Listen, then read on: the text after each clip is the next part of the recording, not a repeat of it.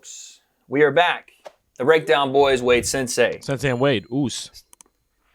Oosing it up. Now listen, Sensei, today we have a very interesting video because there's been a lot of news around Jake Paul getting in street brawls with Floyd Mayweather almost. Talking about potentially fighting KSI, but going to put that on the back burner for Tommy Fury. But one thing we haven't talked about in a while is Jake Paul's other fighting ability. We do remember he was now signed and part owner of the PFL. That's right. Professional Fighters League.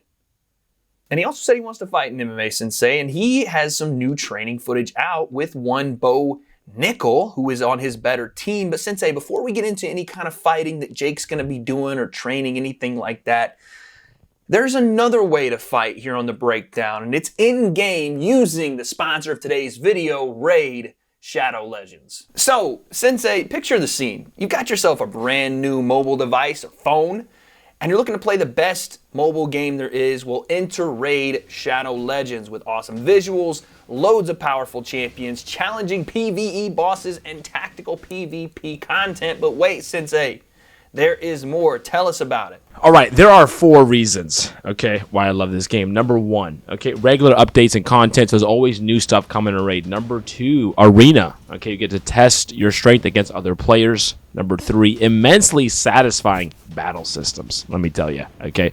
And number 4, the Doom Tower, okay. Again, another opportunity for you to test your skills in the arena. Sensei, that I don't know if you noticed, that spells out the word raid. You might just be a genius with this. That's crazy. Well, you know what else is crazy?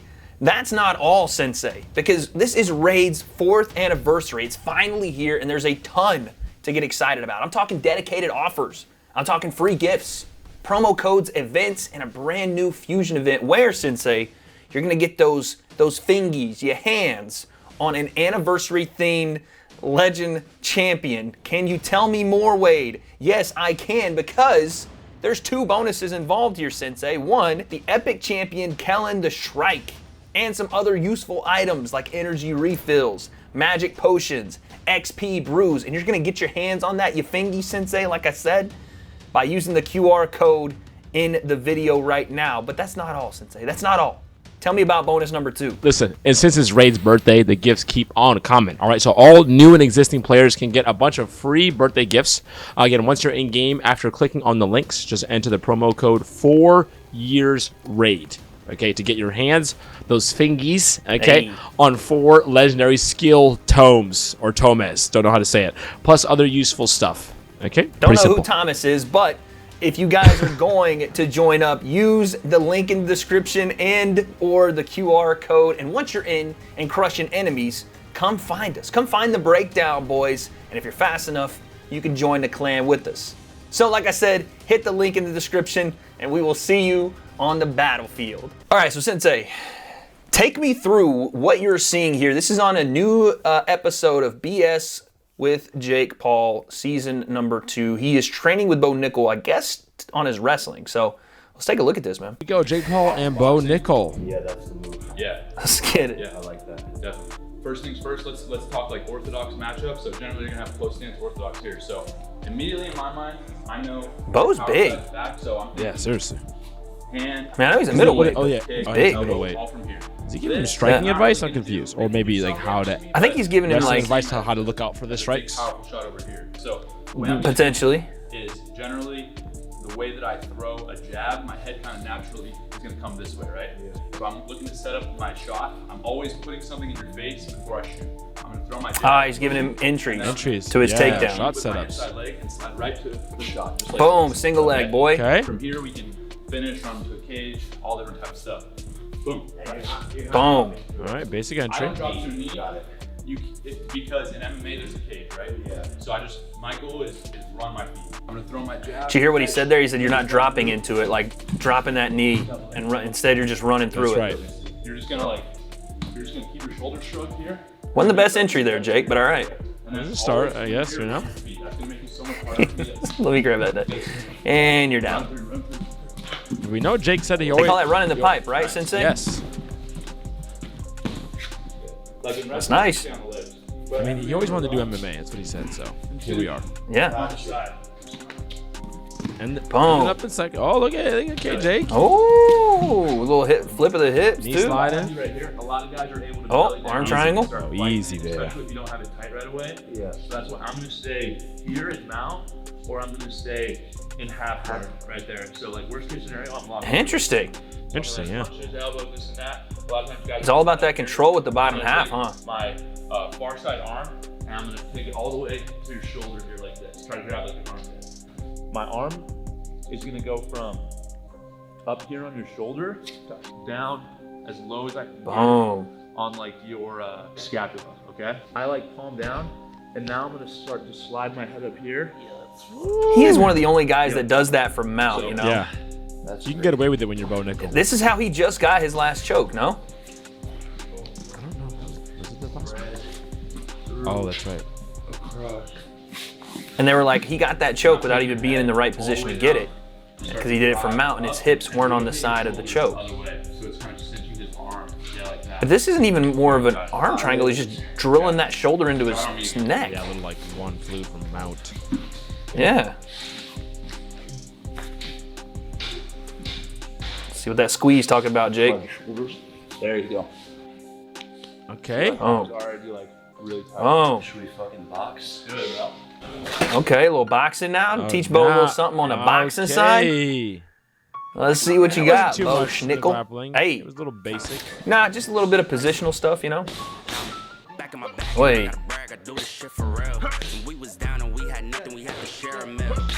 Also, I want to ask you. If Bo figures it out, I want to ask you something real quick about the gloves. yeah. Because I just Yeah. recognize it here. I forget who mentioned it. It was a boxer who mentioned it about how Jake shouldn't be allowed to have different colored gloves because he uses one to Interesting. disguise it, like the darker one, because it can be confusing. Like at full speed in a fight, you can disguise the punch Right. when they're different colors. I think when I do think about it, how many guys have ever fought with different colored gloves I on? don't think so. And then they were. don't remember and many. They were I'm sure saying it's like, happened, yeah, they were but- saying like it shouldn't be sanctioned. It shouldn't be allowed. How is that legal? I was like, whoa, I didn't even think of that, to be honest. Again, but my mind, as soon as you said that, it goes to baseball.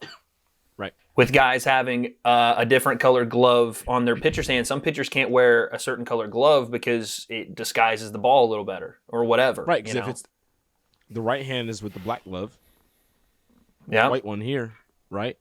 Yeah. Maybe you don't see a little thing. Interesting. Yeah. Interesting.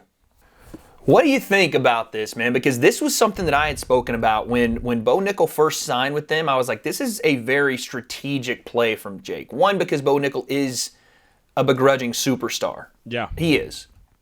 Right? And two, because Jake is getting into MMA and his base is grappling, this is a perfect marriage with a young guy that's probably the foremost, at least collegiate and amateur wrestling experience and knowledge right now that you could have in camp with you outside of maybe a Jordan Burroughs in the United States. He is now basically at Jake's disposal whenever.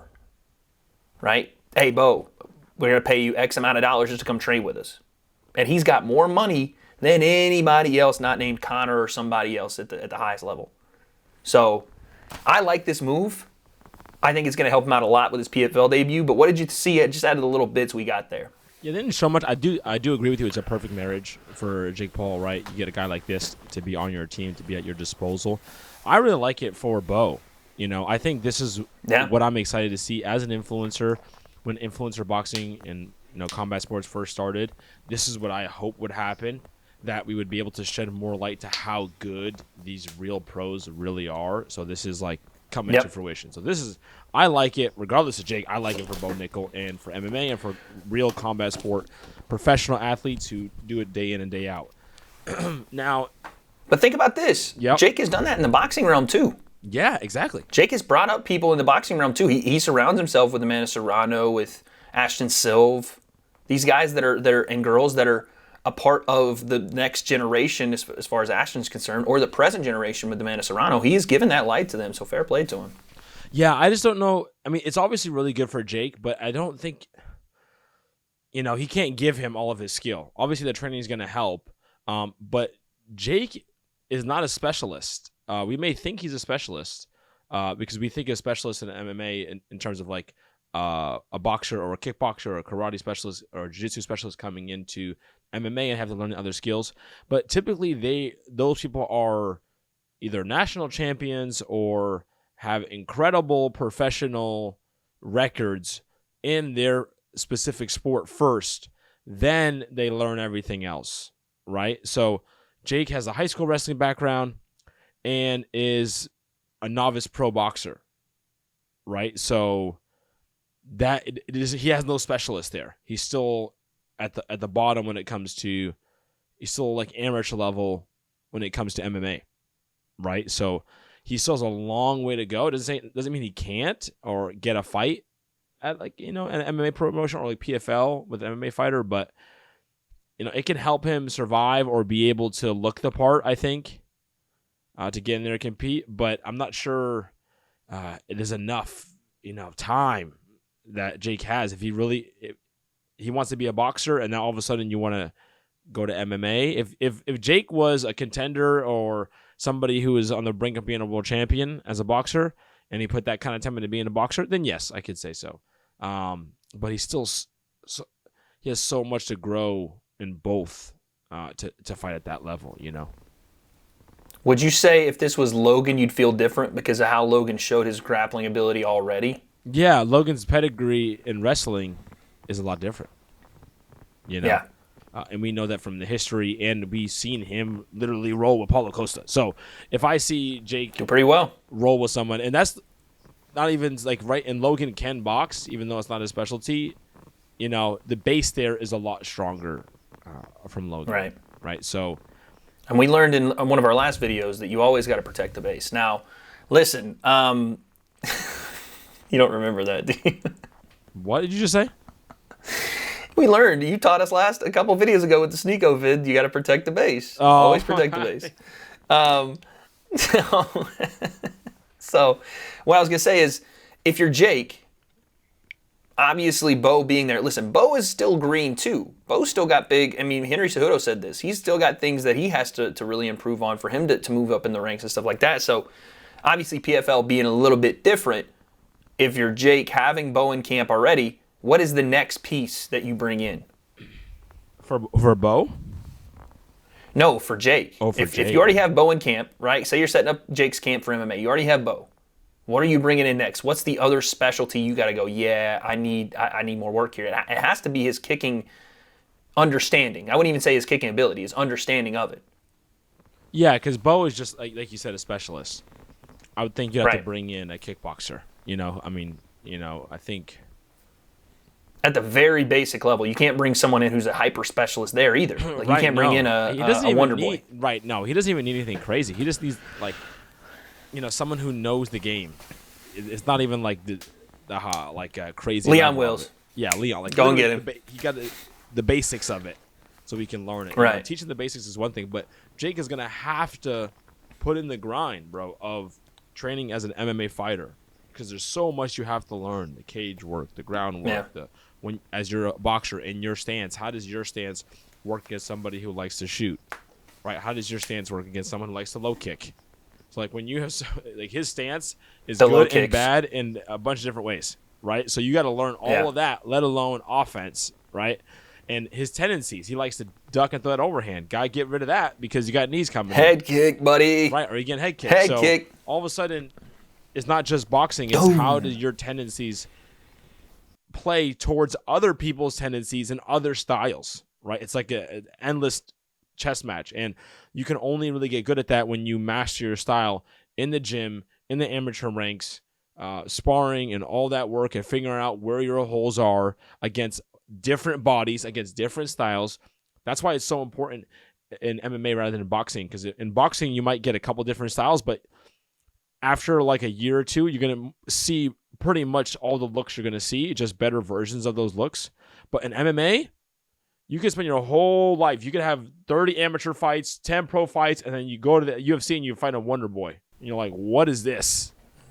Never seen it. Right. So that's the thing about MMA, it's just the amount of time and the foundation that you have to have, unless you're an extreme specialist. And even extreme specialists like Bo were like, is he going to be able to make it to the top? You know what I mean? Yeah. So For Jake, it's never going to be make it to the top. Obviously, we know that. But it is going to be, can he compete at all? Right. Can he, because what he essentially is saying he wants to do with this is, use this as leverage. Okay, MMA fighters, you don't want to box exclusively. We'll box once, and then we'll go do MMA, right? It's what he said with Nate Diaz. And we're assuming that's going to be potentially what they go after at some point, is that Nate Diaz 1-1. So he's going to have to, and the thing that's scary about Jake is, who I like in Jake too? Take the low kicks out, because I don't know if Jake has those, and the volume, because Jake I don't think has that either right now, but it's almost like a Justin Gaethje type. Yeah. Is who I akin him to. Almost exclusively, again, you can take out or like a Stipe Miocic. Granted, it's a heavyweight, but exclusively boxing and wrestling. Yeah. And his wrestling maybe not as good as his boxing. So I wonder what you're going to have to do with that guy as far as how to get him to be competitive with a Nate Diaz or somebody like that who, let's be honest, if you go to, even if you're a high-level grappler with Nate, dude, he's going to choke you. You're talking about... He just triangled you're talking about a master... Tony Ferguson. A master in jiu-jitsu and a master in MMA, right? You're talking about that. And that's the thing. Wrestlers don't know sometimes what to do with guys on their back. Or they will give their back because they're trying to get to their feet. Right. They have no fear of it. They're like, whatever, give my back, cool. And then all of a sudden, it happened to Justin in the Habib fight. And I know these are very much different level comparisons. I'm just saying, I don't think Nate Diaz is going to be a problem. Jake is not going to be able to fight somebody with a name in MMA. There's no way. He's going to have to fight someone like that's what he's saying. A low-level pro or something like that. There's no way. There's no way he gets in there. Like the guys who have done it, right? Brock Lesnar, because he was a freaking behemoth of a man, freak. And we're talking about a freaky comparison to everybody he stood across who was also an athlete, and also, mind you, his wrestling pedigree. Also, you know what I mean? He was in the preseason for the freaking Vikings, throwing people around, right? So we're talking all of that. Jake doesn't have that, right? But again, he did outbox Anderson Silva. But it's just the more you open the rule set up and the more things Jake has to do. We already talked about the issue with time in boxing. Time has been his enemy. You just can't make up some of that stuff in the short amount of time. Now you put 4 or 5 more disciplines, potentially 6, 7, 8 more disciplines into the equation. And look, also, even think about this. Look how often Jake finds himself in a clinch situation. That's terrible for him in transition to MMA. Typically, a boxer who can keep everyone at bay, like let's say like a Floyd or something like that, someone who can keep in the outside and you can't even touch him, that's different. But Jake, when he always finds himself clashing and find himself in clinches, that happens. Duck under, see you later. Oh, That's why Bo was teaching that single too. He's like, this is how you approach it. Yeah, you better head off center. Even Bo with his jab, he was like, watch me, look at my head, comes way off center. I'm like, Bo, you about to get head kicked, fam. I know, dude. So it's like, to me, I'm like, dude, this is his style, Jake's style of boxing won't translate very well into MMA. It's a good point. A lot of danger there. Good point. Lots of danger there. The thing that will translate, I think, for him, and it's going to be what does ultimately carry him if he is going to be able to get this done, is his toughness. His willpower, his toughness, and his mindset. If the Tommy Fury fight affected his mindset for doing boxing and the passion for it, and he's able to maybe transition that over to MMA, we'll see. But that's what's carried him this entire time. His athleticism, his toughness, and his want to. He just wants it more than guys do. So if that's the case here, we'll see. But this is a different sport, man. It's not easy. It's not anywhere near as singular based as boxing, and I don't know if Bo Nickel's gonna be able to fix him, man. Dude, I don't know. And he just lost to the 39th ranked, Oh yeah, boxer, listen, hey, 39th ranked, that's one above Vidal Riley, so he must be something serious, By the way, they did say the 39th ranked cruiserweight in the world is still looking to fight Salt Papi and KSI coming up. So there you go. Well, folks, listen. Is Jake ready for an MMA journey? Not ready for an MMA fight just yet, but is he ready to embark on the journey of becoming a mixed martial artist? He does have Bo Nickel in his camp. That's obviously a good start, but I think he needs a little more. I guess we don't have those answers, but apparently this year, Jake wants a fight, so I guess we'll find out.